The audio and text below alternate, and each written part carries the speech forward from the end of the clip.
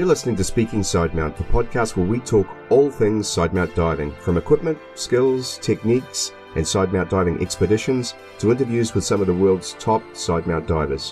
Whether you're new to side mount, been side mount diving for years, or just want to know more, this is the place for all things side mount. I'm your host, Steve Davis. Let's get wet.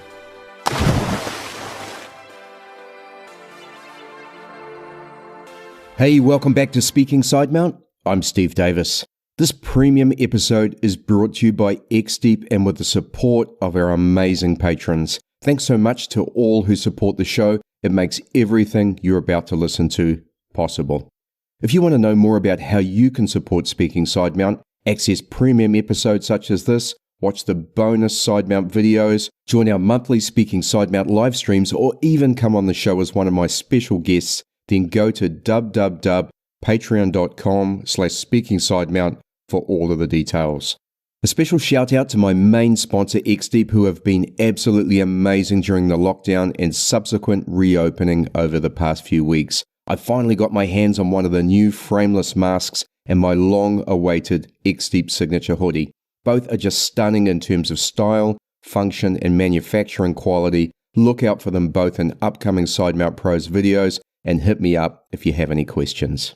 And so on with this episode. I first met Matt Jevon back in late 2015 when I was being taught and mentored by Tom Steiner at Gozo Technical Diving. Matt and I teamed up on a bunch of awesome dives and also did our fair share of après diving at a few of the great restaurants of Gozo. Matt is the founder instructor at Southwest Technical Diving in Kinsale Island, where he teaches the full gambit of tech courses, including side mount, cave, and rebreather courses. He's also a sports psychologist, rugby and conditioning coach, and consults to businesses on strategy at senior management and board levels. As you'll soon hear, Matt was seriously infected with COVID-19 a few months back, which included a period of hospitalization. Matt shares his first-hand knowledge of the virus and also what he's learned during his recovery and his research into the longer-term impacts for divers. We also discuss our time at Gozo Technical Diving and what we learned being part of and observing the dive training there. Matt tells us about the diving in Ireland, including the Lusitania and the wrecks of Melon Head. We get into Matt's thoughts on side mount in a variety of environments, side mount CCR and his work with the DiveSoft Liberty. We close with a discussion using Matt's knowledge and experience as a psychologist on how best to deal with the current pandemic and its effect on our lives. All this and much, much more on this episode of Speaking Side Mount. So Matt, welcome to Speaking Side Mount. Hi Steve, great to be on. Mate, it's been a while. It's great to catch up with you. I think the last time you and I saw each other personally was in Gozo back in 2016. So how have you been?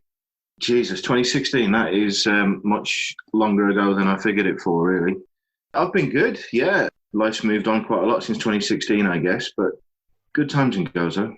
Man, I look back on it with such fondness, and I think my wife and your wife, Siobhan, had dinner in Hala or somewhere like that. I remember that. It was phenomenal. And, of course, we did some fantastic diving together with Gozo Technical and Tom and in those days, Audrey as well. So I have extremely fond memories of Gozo, and we might talk about that a little bit later on. But just to get us started so everyone knows a bit more about who Matt Jevon is, can you share a little bit about yourself and how you got into diving? Yeah, sure. I got into diving back in the late 80s. My previous life, I was a bank trader, specialised in the bond market and such like. And I ended up in the Bahamas, which sounds great. But after a few weeks, the holiday pace of life and whatever, you're kind of left thinking, what am I going to do? How am I going to entertain myself?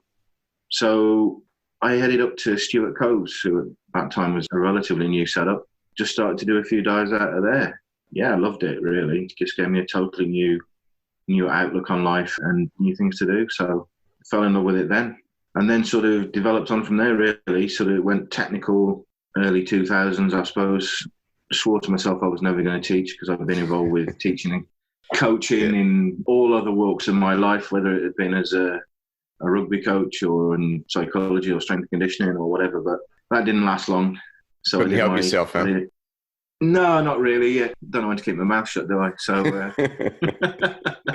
so yeah, I ended up going out to Gozo. Spent a season there working out with Tom and basically put, I guess, 4 years of experience down in a year. Yeah.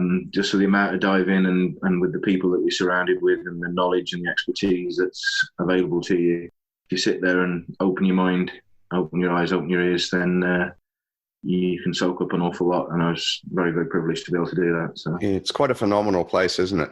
I mean, I had the same experience in 2015-16. You know, you go there and everything's so chilled out and laid back, you know, which is Tom's way.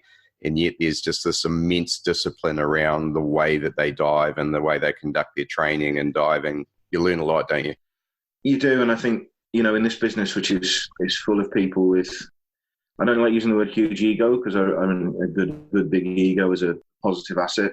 But there are a lot of quite arrogant people in this business. Their social media and their attitude and their outlook exceeds their ability. Yeah. And I think what you've got with Tom, and you know, there's a few other guys that I could mention, not just at Gozo, but what you've got with some of the guys who've really been there and done it, the Phil Shorts of this world, the Martin Farrs of this world, you know, the guys like that, their ability exceeds their attitude, if you like. And you can just watch in those guys that they don't have an agenda that they need to put down somebody else's throat.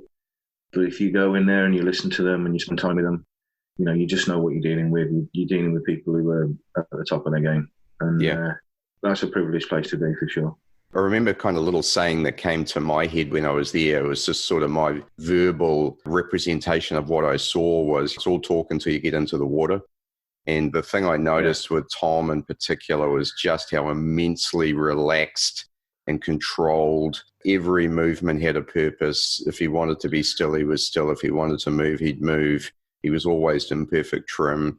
It was just immense to watch that. And as a young aspiring technical instructor to go there, well, young, I take that word back, sorry, but as an aspiring technical instructor, it's a bit funny, isn't it? But as a new aspiring technical instructor, it was just amazing to have a role model like that you could dive with, and then to dive day in, day out with him and the other people. You know, I met you there, and so it was not just the group there, but it was the people who came as well. The other instructors and the other divers were also of a really high standard. So it didn't matter where you turn, you had great role models. Yeah, there were great people there. And I mean, you know, I think I was there 2012 for my original internship. Mm-hmm. And I've pretty much been back every year since to teach, to build time in the hours. And, you know, every time I go there, I learn every time I go there. And I think you just got to be able to take that on board. And the day you close your mind to being able to learn something, you know, you really need to put your feet up and look for your slippers, you know. Yeah, I made a few comments after my time there as well about learning through observation. There's a certain amount of talk that goes on there for sure, in a variety of different languages too, which was always a challenge for someone like me. You know, I speak English and then don't always speak that well either. So it's kind of... There's French and German in particular at that dive centre, which are, you would almost say, the primary languages, and English kind of fits in a close third behind those two. But even so, you learn a hell of a lot through observation, just watching how people prepare for dives and then how they conduct them and what they do in the water. I learned a lot from that. Yeah, definitely. And I think, you know, that carries you in good stead as an instructor as well when you're watching people. You know, you take students for the first time or you're taking divers out. You know, and I mean, now that I'm teaching cave and I've got guys coming on board for those sorts of environments, then the stuff that I picked up there, just watching what Tom does, how he sort of positions himself when guys are prepping their gear and sorting themselves out, and how he sort of just nudges into the conversation. It's a great example. Yeah, just one last point on that, just to discuss around being an instructor and having someone like Tom as a role model. I just learned a lot from his calmness as well. You know, I see a lot of instructors get frustrated in the water with their students when they don't either do what they're told or accomplish a task correctly. And I've seen Tom frustrated in the water, but it's always gone by the time he gets to the surface, you know. So his head comes out of the water and all you see is a smile. It's just amazing how calm and controlled. And when I interviewed him, he kind of said, look, there's no point getting upset at somebody. You've got to give them the space. And all you're doing is putting pressure on them when what you need to do is create an environment that they can grow in. Yeah, and I think he sets a great example with that. And that, you know, that's not easy to do, especially when a student's perhaps done an error that's placed either their safety or the rest of the team's safety at risk. Yes. You know, that's pretty hard to get back to the surface and not tear them. And, you know, I don't think you can always achieve that. I always remember Tom would get back to the surface or be just walking away from the student. The two of us would be talking, sort of feeding back to each other on how things had gone. And Tom's phrase was always "c'est une catastrophe."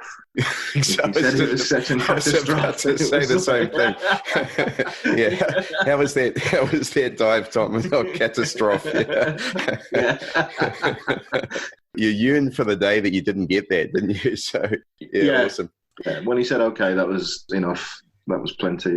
Yeah. But it's funny, Tom's attitude in those things carries a lot of similarities to guys you see at the top of their game in other sports, both coaches or instructors or whatever, There's a lot of characteristics that are shared between those guys at the top in diving and the guys that are at the top from my own experience in rugby, in motorsport, so rally driving, motorcycle racing. There's a lot of guys right at the top of their game in those who have that same approach. Yeah. They're extremely confident. They're so confident to the point that a lot of people would say that they were egotistical. They've got a bit of an attitude. But actually, when you get to know them, that's what carries them in that scenario. But they don't feel the need to push that onto anybody else, so that they don't bring the arrogance to it that a lot of people can do, Yeah. And I think that, to me, that characteristic of, there was a paper described it as super confidence, which I thought was a great expression to use. You see that in people who perform highly, not just in diving, not just in other sports, but again, transfer that across to the business environment. You've got guys who can do the same in the business environment. I think those characteristics are good precursors for success in whatever field somebody with that approach and somebody with that attitude can choose. Yeah, I think confidence, especially when it's earned, right? There's false confidence, which you don't really want to have, bravado. But when you've earned the confidence that you carry through putting, let's say in diving, through putting the dives in the water at a high level and being able to accomplish skills and control teams and be part of a team, and then it is your confidence earned, I guess, is the way that I would portray that. You agree with that? Yeah. I mean, I always, when I'm working as a psychologist with people, particularly in high performance, whether it's sport or business, I talk about building this thing called the confidence wall. I get through a lot of sets of Jenga. So, the old wooden brick game. And what I try and do is we break down what it is that makes you confident into its own individual little items. So for a sports player, you might talk about fitness, but you'd break that down into different types of fitness: speed, agility, endurance, and all the rest of it. Then you talk about the mental strength. Well, you've got to break that down into all the different elements. Then you talk about the skills. You break that down into different elements. So you end up with almost the entire Jenga pack that's got something written on each brick, and you build those bricks into the wall. So when you've got that up to the level that you think it's at or needs to be at for you to have a high level performance, you can put that brick in the wall. And as you're working on it, you can move that brick closer to the wall or further away from the wall or whatever. And what you find with high performers is that they have well over half of those bricks are pretty solid in the foundations of that wall. And what we tend to do is judge everything on the result. So things go well, we put all of the rest of the bricks in the wall. Well, that's not fair. We've still got a lot of stuff we need to be working on. Things don't go so well, we knock the entire wall down. Yeah. And trying to understand what is consistent, what is solid, what is honest and true about the foundations of your confidence, putting it into that sort of visual model helps a lot of people realize that, one bad result doesn't destroy you and one win doesn't make you a hero. Right. So that means when we lost in the semi-final last year, we're still okay. Mate, there's a lot of solid foundation in that black jersey. We've probably got to put another 25 semi-final wins over you before we can start to. Well, hope we get to do that again soon. Yeah, I had to throw that in there just to get it off my chest. I just want to see more rugby of that quality. It was insane, wasn't it? It was a really good World Cup, apart from that one match where England were just phenomenal. But there was great rugby, and as you and I shared off, Mike, we're very fortunate. New Zealand, we just had 2 great games last weekend and we're back into it. So let's move on a little bit. I want to ask you about Southwest Tech Diving in Kinsale in Ireland. Tell us a bit about what you do there. Yeah, so Southwest Tech was something that I set up with a buddy of mine. We did all our cave training together, side mat training with Steve Martin together quite a long time ago, basically when Steve was just setting off. And then we did our cave training. I did some of it with Tom, some of it with Phil Short. And we were just struggling for facilities. There wasn't anywhere in Kinsale area, despite some of the great diving that we have, to get mixed gas, cylinder rentals or anything simple like that. And of course, I was just starting to teach as well. So we decided that we'd set everything up, but we'd do it as a business. So that's how sort of Southwest Technical Diving was born. It was just two mates with a bit of an idea. Mm-hmm. And it's grown since then because we've taken care to fit in with the existing dive provision in Ireland. Right. We have a lot of really good private sector dive centres, and we have a strong club system through CFT, which is a CMAS club, and we have quite a few BSAT clubs. So trying to compete with those and fight over what's quite a small market in Ireland. You know, we've about the same number of divers in Ireland as you have in Manchester in the UK. Mm-hmm. So that wasn't us. So what we did is we said, look, we can support these guys and we can offer a pathway through after the recreational businesses have sort of topped out with people. If they don't want to go pro or go to dive master, or, you know, if they think they want to do something a bit more specialist, side mount, technical, cave, rebreather, that's where we'll step in. And if somebody needs mixed gas or high pressure O2, we can provide that. If somebody needs to rent technical gear, we can provide that. And that's effectively how we set ourselves up. Greg, my buddy at the time, good IT skills, so we were able to get good online presence as well, including our online shop. And we're stuck with the same principle there. We only sell the stuff on the shop that we actually take in the water. Yeah. We're not a box shifter. If we don't dive it, we don't actually sell it. And that's been good for us. It's not going to get me my latest Ferrari. Welcome to diving, some would say, huh? You know, yeah, exactly. You want to make 2 million in diving, start with 4 million. Yeah, exactly. But it's great fun. It's very rewarding with a lot of the people that we work with. We've got some great professional partnerships, and we've got some super people who come and dive with us and use us, and they seem to like what we're doing. So we're pretty good on that. A lot of the training that we do, we actually take abroad to places like Tom's in Gozo, or we go out to Croatia or Lanzarote or Greece or France or whatever. And the reason for that is that if we're doing a Mod 1 rebreather course, we need 5 to 7 days of good weather and a bit of depth. You know, the diving in Ireland, yeah, I can dive for 5 or 7 days in a row in Ireland, but it's not really where you want to be teaching a course, or it's not beginner level diving. There's no real places to do that consistent number of days, hours in the water. Yeah. So it's easier for us to go and do warm weather training with somebody. In the course of 5 days, we can get 20 hours in the water, and then we can come back and do a bit of cold water conversion for them. Yeah. You know, a couple of dives in Ireland when they're comfortable in the gear and comfortable in the configuration. So we tie that into trips and training all over the world, really. Fantastic. And I guess you're so fortunate before the lockdown, you know, how close you are to continental Europe as well. You know, it's just a short flight with Ryanair or someone, I'm assuming. And Ryanair. sorry about that. I didn't mean to paint that image for you. It's EasyJet. No, we're good. I mean, Ryanair does connect as well. We've got direct flights. I live 15 minutes from Cork Airport, and I live 5 minutes from the ocean. So, yeah, we've got flights all over Europe, easy connections to the States or to sort of further away places, the Middle East. You know, we did some cave exploration in the Philippines. I did Truk Lagoon. Yeah. Pretty straightforward connections. It's just a really convenient and comfortable place to be. And we've got some pretty good stuff here. I mean, our local wreck is the Lusitania. Wow. 7 miles from where I'm currently sat. Oh, that's amazing. So tell us a bit about that. I wanted to ask you about Malin Head, but tell us about Lusitania first, and then maybe head on to that. Yeah, sure. Lusitania, obviously huge history. It's the wreck that brought the US into the First World War. It's broken in two. It sits in 86 to 90 metres, depending on tides, off the old head of Kidd Sail. Gravel bottom, usually subject to quite high currents, and it's covered in a lot of net.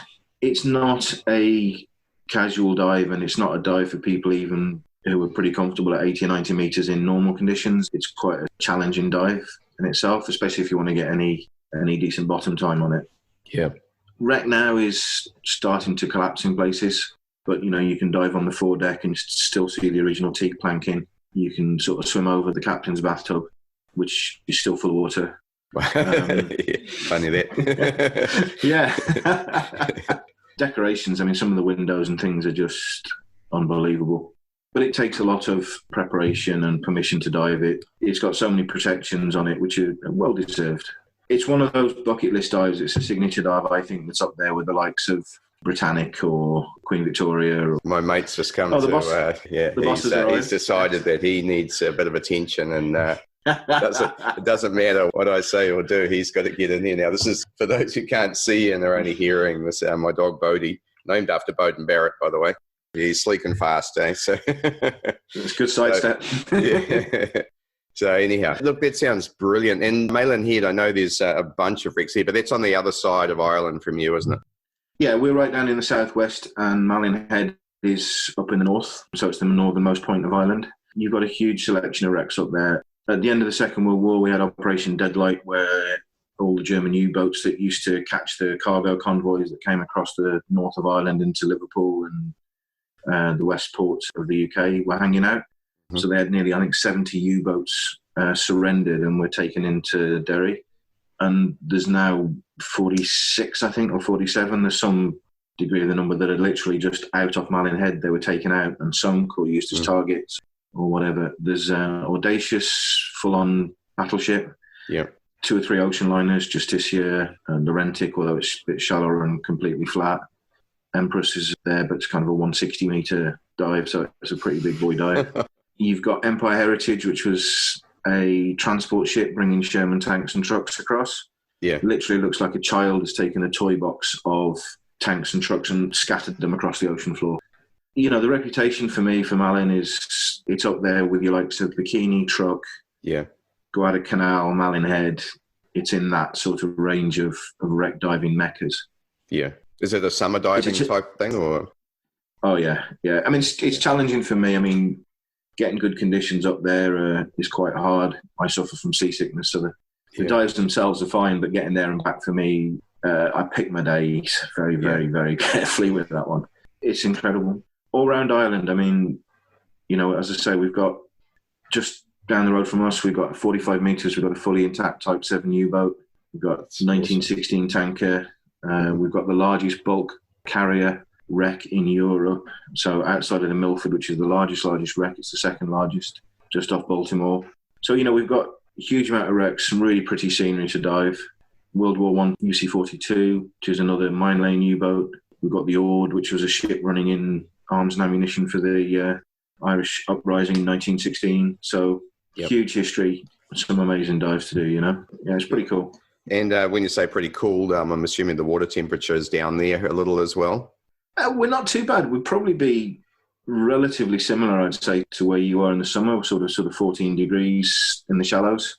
Right. And then things will drop down into the sort of the 7s and 8s as you get deeper or get out into the winter period. It's not horrendously cold. You know, I've dived a few places and, you know, mines and stuff where it's sort of 2 degrees, and that's definitely... Different. Yeah, we're 14 degrees in the winter here. That would be about as cold as it gets in the north of New Zealand, and we're in around 20, 21 in the summer. Can easily dive down to 12, 10, even if it were a push, and then just need some dry gloves and could go colder. It just sounds amazing. I'd certainly have some aspirations to get up there at some time, not least of which I need to get back to the Guinness factory because it's been too long since I've been in there. The Guinness factory is Dublin, but we do have the Jameson distillery, so we have whiskey available. We have a superb little brewery in Kinsale, which is one of these local microbreweries, Blacks, and they make a very nice stout. That's more my game. I'm still serving a 15-year ban on whiskey, so I've got some time to go on. Listen, we're laughing, and I want to get onto something that's really not a laughing matter, and that is COVID-19, and the world is really still very heavily affected by this. We're very fortunate in New Zealand, as you and I were discussing off mic, we've almost got rid of it. We had a couple of cases yesterday, which has severely pissed everybody off because it was caused by a breakdown at the border. And prior to that, we'd had no cases for 24 days in a row. So that's a bit annoying, but we do have it under control. But there's no doubt it's still growing, not slowing around the world. How's things in Ireland right now, firstly? And then I know you had a brush with it, if that's the right way to say it. Tell us a bit about your experiences as well. Yeah. Ireland, I think, got fairly well hit. We have a little bit of the advantage, the same as New Zealand, in that we are in Ireland. We can isolate reasonably well, but we shut down fairly early, but probably not early enough. And we're not in a bad place now. Infection rates are falling, death rates are falling, things are improving. And we had a fairly conservative 4-stage plan for opening up, and that's being accelerated through with care and attention to the current numbers. So stages that weren't due to come through until 20th of July are now being proposed to open up on the 29th of June. We're quite optimistic about things developing. Yeah. Having said that, there is evidence that for some people it's not as serious as you might imagine. And I was out for just running a few errands, and you're looking at the youngsters queuing for McDonald's, and the concept to them of social distancing and it seems a little foreign. So I would hope that if we can re-emphasise the importance of people washing their hands and social distancing and looking after themselves, that we can continue to open up, because I think the negative health impact is absolutely horrendous, but the economic impact I think we're going to carry with us for a long, long time. For sure. It's tough from my own personal experience. Don't underestimate it. I didn't have a brush with it. It kicked my ass. But I can put it like that. I couldn't walk from one room to another in the house without being like I'd run a marathon. I had to put a stool halfway up my stairs to sit down to rest on the way up the stairs. Unreal. It was pretty bad. And it will affect everybody differently. And diver-wise, we've seen some evidence now. There's divers who pretty asymptomatic, didn't have any real hit from it as such, but are carrying lung damage. Yeah. And, probably for shallow recreational diving, they need to be careful, they need to get it checked out. But getting into decompression diving, where you're relying on the gaseous exchange at the lungs, that's a pretty serious issue. And worker breathing. Yeah, I think, to be honest with you, it's interesting with me with the CCR, because there will be less strain on the lungs with the CCR. And also, your issues over CO2 retention, etc. That's something that you got to watch, but it should be less of an issue than coping with the positive pressure experience of open circuit, if you like.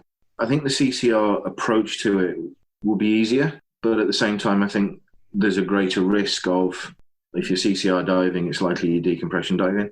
Yes. And I think that's the element for me, is that how is it going to affect the gas exchange? How's it going to affect what's in your loop? How much CO2 production are you actually going to have? It's really trying to sort of understand and process what those are going to be like. So having been through this experience and talking about future diving now, I mean, what approach are you taking to your own diving, having had COVID-19? I'm quite lucky that, obviously with a background in sports science and psychology, etc., that I've been able to have some pretty good contacts in the field of, medicine and hyperbaric medicine, etc. So I've been consulting with a lot of people, basically throwing the kitchen at the rehab side. So I've been dealing with an assistant professor, consultant of respiratory medicine, a couple of hyperbaric docs, a couple of physiologists that I know, and also things like working with a world championship freediver on breathing exercises. Mm-hmm. Getting all of those things into place to try and recover as much functionality as possible. Also, through the COVID, I stayed off O2. I was admitted for one night only into the hospital, but also because I've got that sort of physiological and medical background, and I'm a tech diver or tech diving centre owner, I've got O2 on tap, as it were. So I'd set up O2 in the house, got everything there so that I could utilise that, but went with the assumption that overutilising the O2 would reduce the amount of work that my lung tissue had to do, which would allow it to sort of shut down. And, it's kind of like if you go for a run and then you don't go for a run again for 2 weeks, you'd lose the benefit of that fitness. It's the same. If you don't exercise your lungs, you lose the benefit of it. So putting oxygen in means the lungs don't have to work very hard. Mm-hmm. So I deliberately minimised that. And again, chatting after the fact with my respiratory consultant, that's turned out to have been a big advantage in my favour, Mm-hmm. So if somebody's listening to that, don't turn down O2 if the medics say you need it, but at the same time, don't jump onto the O2 because it means your lungs aren't having to work very hard. Just thinking it through a bit, there's an element of giving your lungs an opportunity to recover and helping your body to oxygenate when it really is struggling to do so. So that's one perspective. But then the other is, as you say, if you're unnecessarily going on O2, you're not giving your lungs the opportunity to function as they should. I mean, I live in the country and could literally just go for a walk around the house, and started off just being able to do one lap around the house, and that was kind of me done during the recovery. But, I've been pushing that on and pushing that on and pushing that on. And, don't tell anybody, but I'm actually back running. For you, mate. That's awesome. Anybody that knows me knows if they see me running to look out for somebody chasing me. But it's, to warn the local trucks and buses to stay out of the way. That's right. Exactly. Yeah. Hooker on the loose, mate. Very good. And so are you back diving, or is that in your near future? No, it's in the near future. The DAN recommendation up here in Europe is 3 months from your COVID hit. So my last positive diagnosis for COVID was 20th of April. So that puts me April, May, June, July. So my plan is to be diving again by sort of third week of July. But I've had another chest x-ray and follow-up, monitoring the fitness and the lung capacity and outputs, and that's all tracking in the direction that we want. Yeah. But I've got some contacts in a chamber here as well, so I'll jump in a chamber for a couple of dry dives and see how I do with that as well. And we can actually measure the expired gases there, so I can see what's happening with that one. Be interesting to hear the results of that. I don't know if you're going to write anything up or do anything on that. It'd be really interesting to hear the results of that and if you can discover anything from that. I think the guys that I'm working with are quite keen. We're trying to be as open as possible with the information. So I think they would be quite keen to get something out there when we know. You know, I've taken a lot from pneumonia. I mean, effectively, the COVID hit on the lungs is a double pneumonia. So what they've used in terms of post-pneumonia rehab and recovery has been useful as well. So we've thrown the kitchen sink at it. Well, all the best for getting back to diving. I know for us, after 42 days of lockdown, the first dive back was just immense. I talked a lot about this pent-up fury of diving, and I went out with the tech dive centre that I work with, and we got in the water and we got once-a-year conditions as well. There was 35-metre visibility on the Canterbury Wreck. Awesome. And amazing marine life, and we just all got in the water and just took a breathe in and a breathe out, and it was amazing. So I wish the same or better for you, my friend, because it's tough to be out of the water and even tougher if you've been sick as well. Well, I'm looking to coming back out to that New Zealand diving a bit. I've dived in the poor nights out there, which was amazing. So, yeah, I'm really keen to get back into that. Yeah. I'm pretty confident about it now. I think, you know, if you'd asked me this at the end of April, I'd have been like, oh, geez, I don't know. But now I'm pretty confident about jumping back in the water and getting back to teaching and getting back to doing some pretty fun stuff, you know? Yeah, love it. So talk about teaching. We talked about side mount, and I know side mount is absolutely one of your specialties and one of the foundations of your tech diving. But how did you get into side mount originally, and how does it fit into your overall diving now? Basically, when I was starting down my tech route, I did my first level Advanced Nitrox Tech 40 in a twin set, pretty much like everybody else. And pretty much like everybody else, when you start off, I had a horrendous time with the valve shutdowns. And I kind of figured I might be looking to do something KV in the future. So when I saw the side mount, and it really was kind of early days for it, I decided I'd give it a go. And I'd actually booked my Tech 45 deco procedures course for 2 weekends. And the only time I could fit my side mount in with Steve Martin was the 5 days in between the 2 weekends. So I put a twin set on, did my Tech 45, and by that time I'd sorted most of the issues out. And then I did my 5 days of training with Steve Martin, did my second weekend for my Tech 45 back in the twin set, and I think that was probably the last time I put a twin set on for about 2.5 years. It's quite compelling, especially with someone like Steve, isn't it? Yeah. And Steve's so passionate about it and has that level of real detail and approach to everything. Yeah. So it was cool to be on board with that. And, I really enjoyed the training. I learned a lot of skill stuff outside of side mount. It was developmental anyway. And I just really enjoyed the freedom that the side mount gave me compared to what I'd been experiencing in the twin set. So I completed the entire rest of my open circuit training in side mount all the way up to hypoxic open circuit, qualified with a 100-metre dive in the blue hole on 2 mains, 3 stages and a razor out in Egypt. And it was just a sense of freedom for me. And then I did a season dive in a hypoxic open circuit. On checking the bank statements, decided that was a really bad idea. I think if you dive a lot open circuit, the helium bill is just outrageous, isn't it? You were talking 250 quid back then for a dive. And I mean, now we supported a group on the Lusitania last year, and I had to buy 7 J's of helium for the 8 days of diving that they were doing. And we'd been used to buying J's of helium at 350, 400 euro, and we couldn't buy them at less than 900 euro at this time last year. So it was just absolutely ridiculous. So if you were diving open circuit, you'd have been paying upwards of 600, 700 for your deco gases and your back gas. And then obviously, there's the other advantages with the CCR. So I'd gone from kind of being a passionate open circuit side mount diver, and I sort of went, I need to look at these CCRs again. So started off on a JJ in 2011 and just really got on with it. So I ended up as an instructor on a JJ. because I am passionate about side mount, I probably spent from 2012 onwards picking apart and looking at every single side mount CCR I could get my hands on or take for a try dive. Made a pain in the ass of myself at all of the dive shows with people looking at the side mount CCRs that were there. And they've come through quite an evolution, haven't they? There's definitely advantages and disadvantages to true side mount CCR. So let's talk them through for a moment, especially in comparison with a JJ. You're diving a very good back mount CCR, right? It's a great back mount rebreather from all accounts. From there, looking at a side mount rebreather, what do you think the key differences are apart from the way that it's mounted? The biggest difference with a side mount rebreather is your work of breathing. You know, we start off looking at back mount rebreathers, and traditionally they'd have the front mounted counter lungs that minimise the hydrostatic pressure between the counter lung and your own lungs. Good design, such as you've got in the JJ or the XCCR and then the MEGs, and now in the APs and most other units, meant that we can now go with back mounted counter lungs, so we don't have to have this big cluttered front anymore. But when it comes to a side mount CCR, your biggest problem is where do you put the lungs? So the position of the unit has to reflect a good positioning for the counter lungs. And that's been the biggest challenge with all of the units. There's different schools of thought, and they've ended up grouping themselves into, I think, three main groups, really.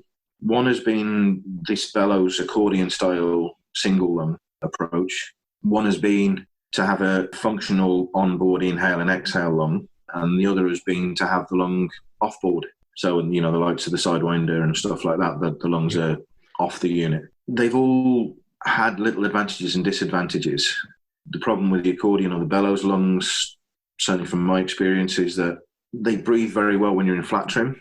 But if you step outside of a 45 degree to vertical, breathing becomes hard to, at vertical, either heads up or heads down, totally impossible. The offboard lungs, for me, there's an awful lot of plumbing to get the gas around in the right places in doing that. And to me, that's taken away from what I wanted with side mount, which was these two tanks on my sides and the rest of my equipment completely clean and clear and flexible, and the ability to demount either side if I needed to for restrictions or in and out of the water or entries, exits, things like that. Mm-hmm. So because you're trying to get a lot of electronics and scrubber and plumbing and gases into a small space, a lot of the units have plumped for a lot of offboarding answers to those challenges. They're well thought through, they're well designed. They look at the unit like the SF2, all carbon fibre and everything else. It's beautifully made, but there's no onboard gas and it's an accordion lung. So if I breathe out into the lung, the unit becomes positively buoyant. If I breathe in from the lung, the unit becomes negatively buoyant. That to me is a challenge or a problem. So yeah, I'd been diving and trying all the different units, and it wasn't until early 2019, late 2018 that I came across the DiveSoft Liberty. And that for me had a lot of stuff that just met my choice, met my philosophy of what I wanted from a side mount unit. So totally self-contained, the O2 and diluent are on board. Proper inhale, exhale counter lung so it doesn't change buoyancy with breathing. The lung positioning is right at the top of the unit so you can have it close to your chest and reduce the hydrostatic pressures. So it breathes heads up, heads down comfortably. It's well designed, it's well made, well constructed and tough. So I can mount it and demount it in one hit. So I really liked it. It's a different philosophy in terms of its control and its electronics to the JJ. And I love the simplicity of the JJ, the simplicity of the approach that they have.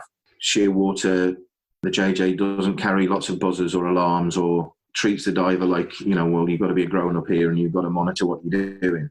We're not going to ring a bell in your ear if something goes wrong. The DiveSoft is very much onboard checklists, redundancy after redundancy, you know, 2 solenoids and 4 cells and 2 handsets, a HUD and a buddy light. Mm-hmm. It's got a lot of things on board that, for me, I think are well thought through and well designed, but it's a different philosophy to the one that I've sort of had 8 years of diving with my back mount unit. So that's the only thing that I would have personally changed. Okay, you're diving the DiveSoft Liberty and also the JJ. When would you choose one over the other for a particular dive, and what sort of environments and how do you use them? So the JJ is really my open water unit, deep technical dives and cave dives where I'm not going to be hitting any restrictions. Mm-hmm. That's in its simplest sense. And then outside of that, the Liberty is one that I'm using where side mount is effectively the right tool for the job.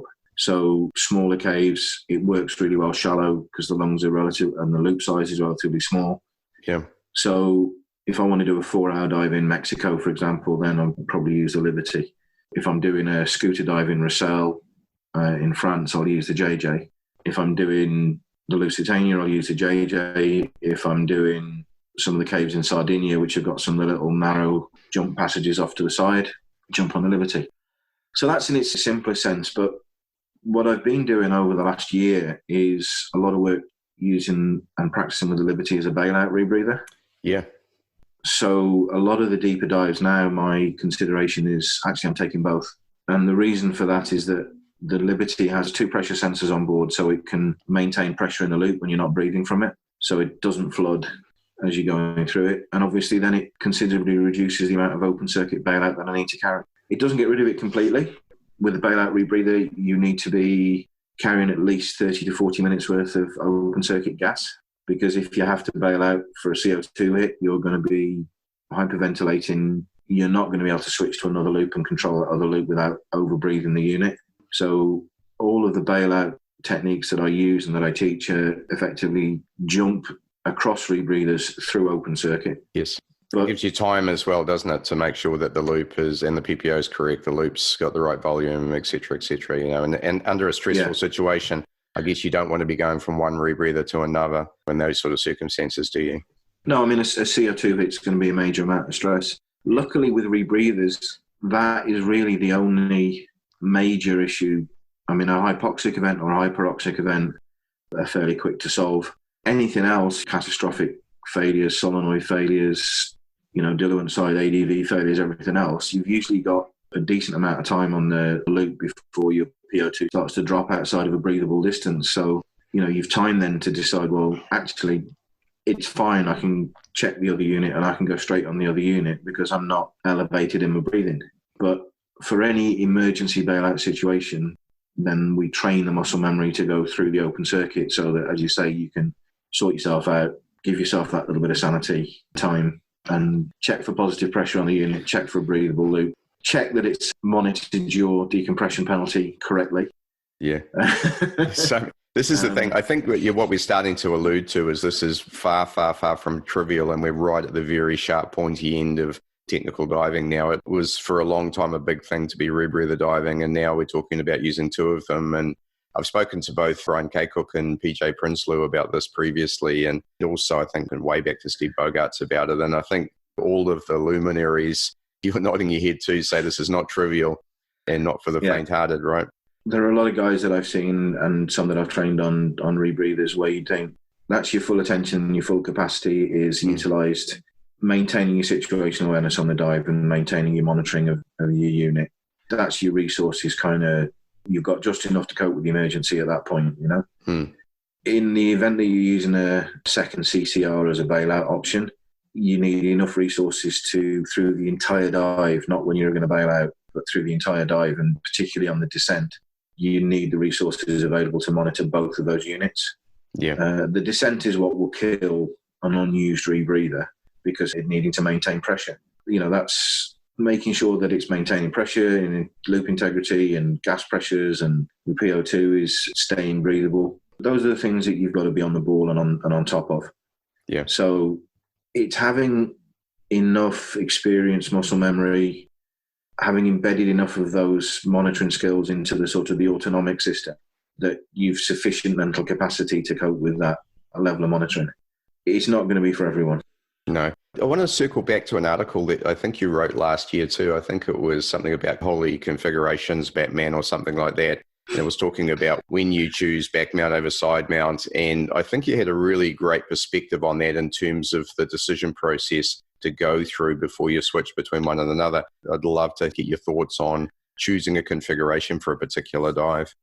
Yeah, I think first off, you've got to decide what your configuration is.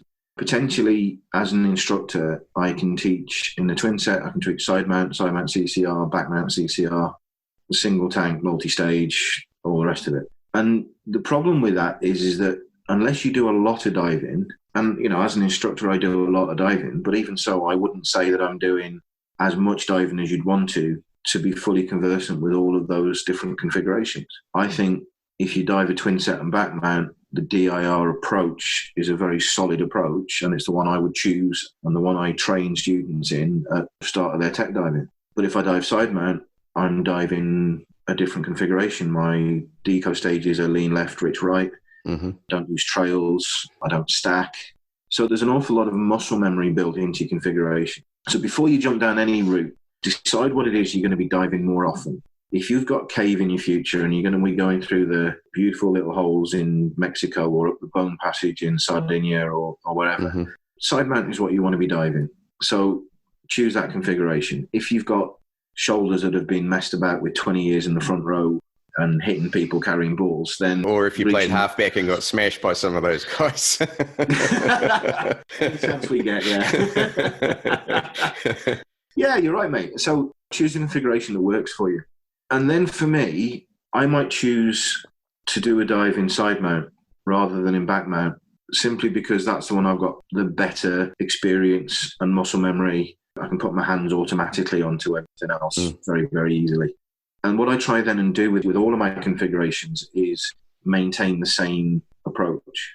Yeah. So if I dive a twin set, I still dive my stages lean left, rich, right, which isn't ideal from a twin set perspective and long hose deployment and all the rest of it.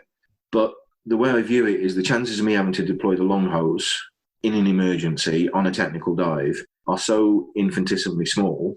There's a real chain of negative events had to bring us to that point. So I've got time to sort that out if I need to. But what I don't have time to sort out is the thing that kills and hurts most tech divers, which is making a switch to the wrong gas. Yes. So knowing that this is my setup is familiarity. Yeah. So I'll choose maybe to do some dives in... No, it's not, but it's the one that I am most competent and most familiar in. My take-up from reading the article, you made a couple of brilliant statements in there, but one of them was it is a valid point to choose the right configuration for the dive. There's always a best configuration for this particular dive, but the best configuration for you might not be that best configuration. More weight needs to go onto your skill set and what you can dive, and provided it's not unsafe in that environment, that's your better choice. Yeah. I don't know if I articulated that as well as you would. No, that's entirely the point I'm making, that the back mount twin set with 2 stages stacked left might be the best choice for this wreck dive. But I'm going to do it in side mount because I'm more competent in that. I'm better at that. I'm more familiar with that. And therefore I'm safer for that. And because that I'm safer, because that I'm a better diver in that configuration, that's the best choice. That's the best choice for the dive. Go back to where we started the conversation, if you like. It brings a confidence with it that if something does start to go wrong, I know I'm not going to worry about, can I reach the manifold easily? Yeah. Circling back to rebreather diving, I've talked a lot about my experiences on the KISS Sidewinder, but it was one of the things that drove my decision to go down that path was the fact that at this stage of my life, I mean, when I was in Gozo, we were knocking out 300 dives a year, even inside of a seasonal type of environment there. But right now I get to do about 100 to 120 dives a year. It's quality over quantity. They have fantastic dives typically, but it's not the same volume. And so for me, I was thinking, gee, if I'm going to go and start building hours on a CCR, I want something that really is so tightly coupled to my side mount open circuit experience that it's going to be easy for me with that volume of dives. And the good thing about the Sidewinder from that perspective is that if I bail out, I'm immediately in exactly my side mount configuration. I don't use a BOV, so I've just got the short hose necklace. I may change to a BOV in the future, but that's a really easy switch for me to do. My long hose is still on my right, ready to be deployed, but also ready to be used if I need it. So it's quite an immensely comfortable thing to go through if you are a side mount diver. That was my thinking there, is exactly this argument around making sure that you're good at the configuration that you're going to dive most of the time. Yeah, I think that's a solid point to make. And again, that was in my thinking when I was making my choice and unit is, you know, effectively I treat the Liberty as a right side tank. Yes. That's what it is. I can demount that tank and move to something else fairly fast. It works exactly the same to me, but with that one, I can just take it off and it's gone. I mean, I looked at the KISS units and there's some real solid thinking behind those. I just have this thing about manual CCRs. I believe that diving in a cave, there are significant advantages in a multi-level environment to having a unit running manually. Having said that, the problem we have with manual CCRs is that they're either constant attention to maintain the PO2, or they're on a constant flow valve, which if you are stopping to put some navigation in and stuck in a restriction for a while or whatever, you're not working as hard and potentially your O2s can shoot up. all the advantages, I don't see any advantages to a manual CCR now, because I can run my unit at a low set point, say 0.4, and I can run it manually above that. It won't, unless I actually physically inject, go above the PO that I want it to be at. It won't drop below the PO2 that I want it to be at. Mm-hmm. And if I do forget or get distracted or have to deal with something or whatever, it's still going to give me a breathable gas. Yeah. It's not going to push up or down. So to me, I think the manuals, be nice about it. I think they're yesterday's technology now. Yeah. I think we've moved on. 10 years ago, when we were looking at electronics on rebreathers, you'd have gone, yeah, I'm not going to trust that. 100%, I'm not going to trust it. Today, when we look at Shearwater's dive soft electronics, some of the controlling stuff that we've got there, the dive can systems, yeah, that's rock solid now. And no, I'm not stupid enough to trust it unwittingly or 100%, but I'd rather have that option of knowing that that unit is going to do its best to maintain a breathable loop for me if I don't do it myself. That was one of a big decision for me, was switching across to that, is having a full ECCR that I can run manually. Yeah. The downside to the Liberty is you've got to make some mods to it to offboard gases in, which I've done, and it works. No, it sounds good. And it is an interesting discussion. I kind of mentally went through it myself when I was looking at the KISS versus others, and there's just pros and cons. I do hear what you're saying about technology moving on. I think things are so much better now than they have been in the past. The constant flow orifice is quite interesting. My experience with it so far is if you maintain a constant depth in your PPO2, you obviously do have to monitor it, but it doesn't change very much at all. I haven't done a lot of testing personally under really heavy workloads and light workloads and what changes. I can tell you that if you take a very short, let's say you're doing a tie-off or you stop for a while, a short period of time doesn't make very much difference. Certainly a long period of time under heavy load, you might notice that your PPO2 is certainly going to drop. In that circumstance, it's right in your eye line. And what's the first rule of rebreather diving is always know your PPO2.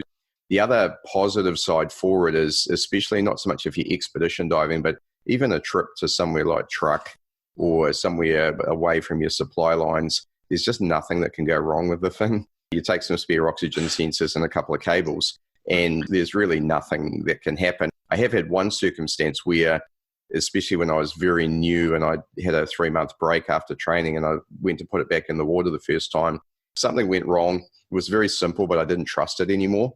I took the sidewinder off of my side mount harness and went for a brilliant open circuit dive.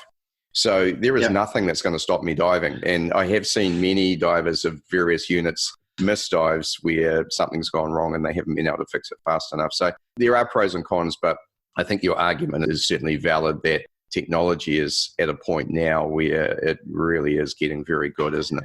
I think it is. And I think the nice thing for me, some of the units are equipped that way, is I can treat it like a manual unit. I can dive it like a manual unit.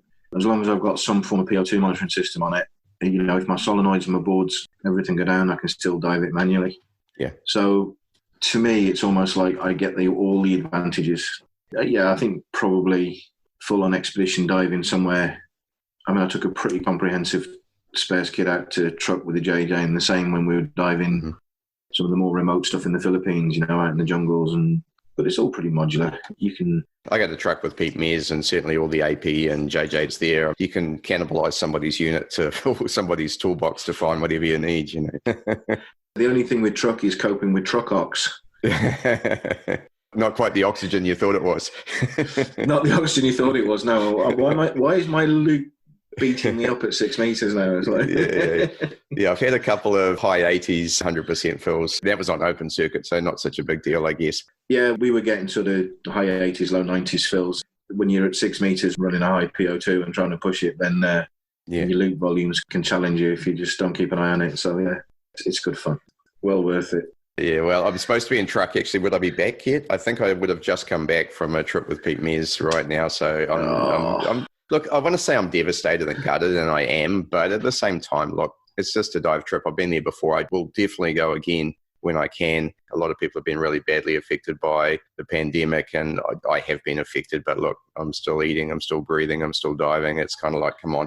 It'll be okay. Actually, I read an article that you did with Dan about positivity in this environment. I love that as well. From a psychologist's perspective, what are some of the best ways to deal with what's going on right now in terms of the impacts?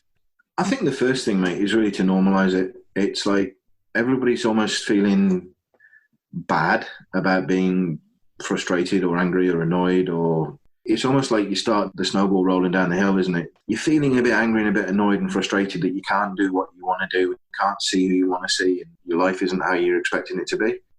And then because you're feeling that way, you feel bad about feeling that way when you hear about people who have actually lost their lives. And I think the first thing is just normalize it. Just say to yourself, it's okay to feel that way. This is a really, really tough and challenging situation, economically, physically, emotionally, for everybody. And you actually wouldn't be a normal human being if you didn't feel and didn't have some sort of significant emotional attachment to this situation. So allow yourself to have that, allow that feeling to be accepted as justified and normal first.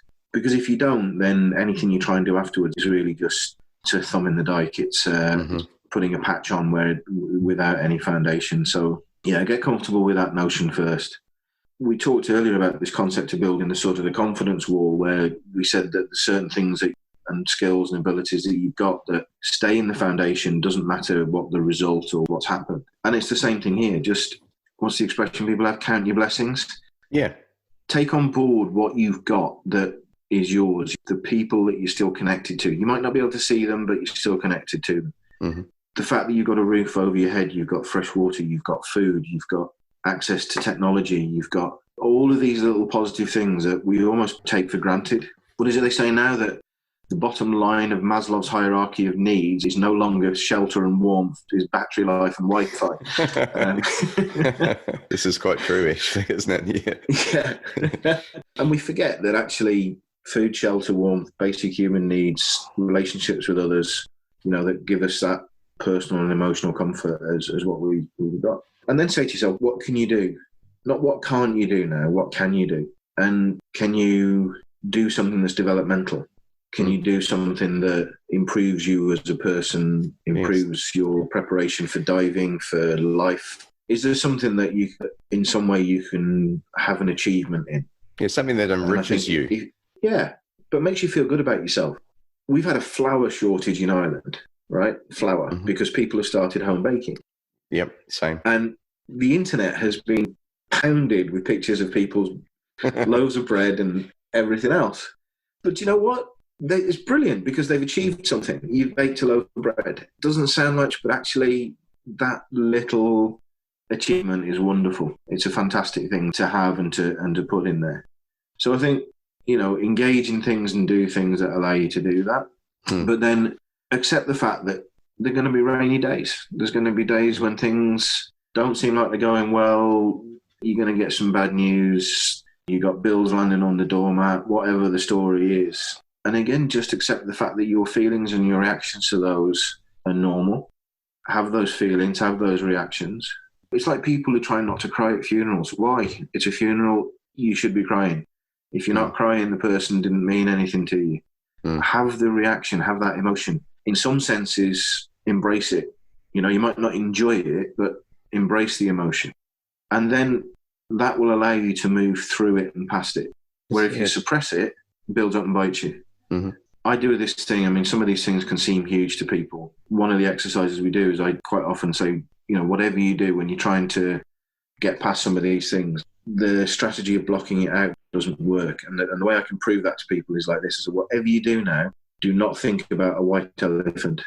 I don't want any image of that elephant or its big ears or its white face and white trunk I don't want any image of that in your mind whatsoever. So just for 30 seconds, don't think about it. And nobody can not think about it. It doesn't happen.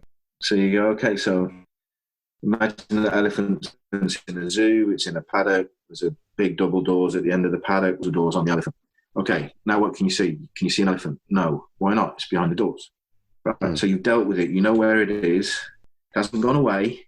You know where it is. It's in a place of your choosing. And that's the same way we should do with a lot of these negative things and emotions that come into us. Accept them, put them in a place, promise yourself to come back and deal with it when you're feeling ready to do that. And then at least you can start to concentrate on other things that are perhaps more positive or more rewarding. It's really good advice. So if I could summarize that just as a takeaway for Steve. So the first thing is acknowledge the situation and accept it. And have the emotions that you're going to have around whatever it is that is negative about what's going on right now. And that could be many, many different things. The second thing I picked up there was count your blessings, right? Remember the good things that you have in your life, whether it be the fact that you have food, shelter, that you have friends, that you have family, and the ability. I walk out of my door quite often during the lockdown and I have an amazing view just to watch the sunrise and to watch the sunset each night is an amazing thing. And so being able to count your blessings. The other thing that I've used personally is a little bit of perspective. And this is undoubtedly one of the worst global issues that's affected our lives. But my grandparents lived through World War II. My grandfather served in the Royal Navy and was sunk 3 times. My grandmother escaped the bombing in Portsmouth and had to move to Scotland. Compared to what our grandparents went through in the aftermath of World War II, let's put it this way, if they can go through that, I can get through this. An element of perspective and saying, well, hey, things are tough, but it could be worse, right? And so I think we have a lot of things to be grateful for. I think you're right. And, you can look back at your family and history and people there, but you can look to the left and the right of you and you can see people who aren't as well off, as economically comfortable, socially disadvantaged, educationally disadvantaged. For them coming out of this situation, one of the things in Ireland that we've got is we have an awful lot of people working in hospitality. Yes. And there's a lot of people there in hospitality because it's great casual and all the rest of it. So, but at the end of the day, they're higher education or, they'll be fine. With people working in hospitality where they found themselves as a result of, they don't have a lot of choice. They don't have any other assets or skills on their CVs. And compared to that situation for a lot of us, we're very, very privileged and very, very lucky. Indeed. And, we just need to be able to, we don't need to feel guilty about that. We need to be able to appreciate that. And if the opportunity arises for us to help somebody else, let's do that because that makes us feel good anyway. Yeah. Count those blessings on yourself. Yeah, well, look, I'm running businesses in hospitality now. So, I've certainly seen that and been affected by it. One thing I would say is if you're in a situation, let's look at us coming out of COVID economically now, which is one of the ways that we're going to recover is if you are a person who is able to and perhaps hasn't been as affected as badly, then there is, I feel, a responsibility on you to go out and support your local businesses. And that's the best way you can help them. It's not a handout. It's basically giving them your business.